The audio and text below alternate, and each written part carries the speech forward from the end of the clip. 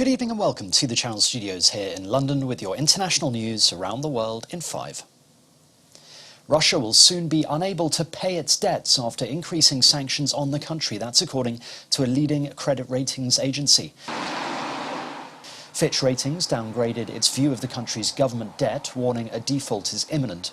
The move comes amid increasing international sanctions against Russia, with the US and UK saying they would ban Russian oil as they step up the economic response to the invasion of Ukraine. Meanwhile, the European Union said it will end its reliance on Russian gas. Meanwhile, McDonald's said it was temporarily closing its roughly 850 restaurants in Russia, while Starbucks also said its 100 coffee shops will shut. It comes as countries continue to add economic sanctions to Russia. Mr. Speaker, thank you. Never before has this House listened to an address like the one given yesterday by President Zelensky. And so I want to tell the House that working with our friends and allies across the free world, we will be doing even more in the coming days to protect the people of Ukraine. And, Mr. Speaker, my right honourable friend, the Defence Secretary, will be setting out more details for the House later on. Convoys of civilians are due to leave several towns near the Ukrainian capital Kyiv, according to a regional leader there. Ukraine says it has agreed a 12-hour ceasefire with Russia for 6 routes in the war zone. Hello, this is Maria Avdieva from Kharkiv, Ukraine. Russian shelling has continued with further reports of civilian deaths. 10 people died in Severodonetsk in the east and 5 people were killed in Malin near Kiev. Bombs, and you can see that the whole area is totally destroyed. Sumi's governor said a night air raid flattened 6 houses and 3 children were among 22 people killed. And people are not the only ones to be fleeing. Animals are also being transported to safety. Here, bears from Kiev were getting used to their new home in the western city of Lviv after enduring a 24-hour non-stop journey to safety. Staff at the sanctuary fearing what could happen if they escaped.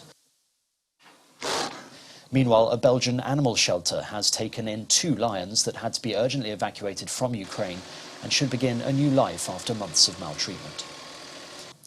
Australia's Prime Minister Scott Morrison says he will declare a national emergency over flooding in 2 states.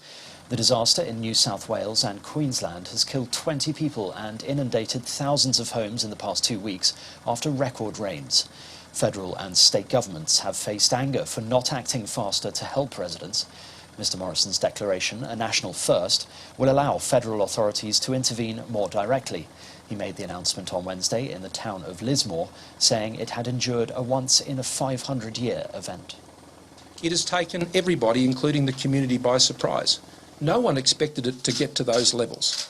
And so what we're dealing with here is an extraordinary event. Australia is becoming a harder country to live in because of these natural disasters. South Korea's presidential election was too close to call as voting ended. Exit polls showed in a race that will shape Asia's 4th largest economy for the next 5 years. Members from both parties gathered in auditoriums as the results of the exit polls were announced, with supporters of Liberal Lee Jae-myung visibly upbeat. An exit poll showed Lee ahead with 48.4% to Yoon's 47.7%, but another exit poll conducted by 3 television networks showed Yoon slightly ahead. Nearly 34 million, or more than 76% of the country's 44 million eligible voters, cast ballots after a bitter campaign to pick the leader of a nation whose status is rising in the world but is also driven by gender and generational divisions and faces a confrontational North Korea. And finally, scientists have found and filmed one of the greatest ever undiscovered shipwrecks 107 years after it sank.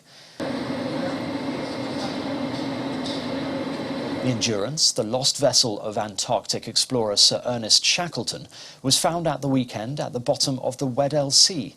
The ship was crushed by sea ice and sank in 1915, forcing Shackleton and his men to make an astonishing escape on foot and in small boats. Video of the remains show Endurance to be in a remarkable condition.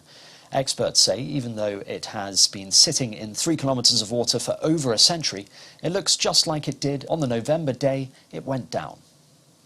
And that's your international news around the world in 5. Now back to the Channel Studios in Lagos.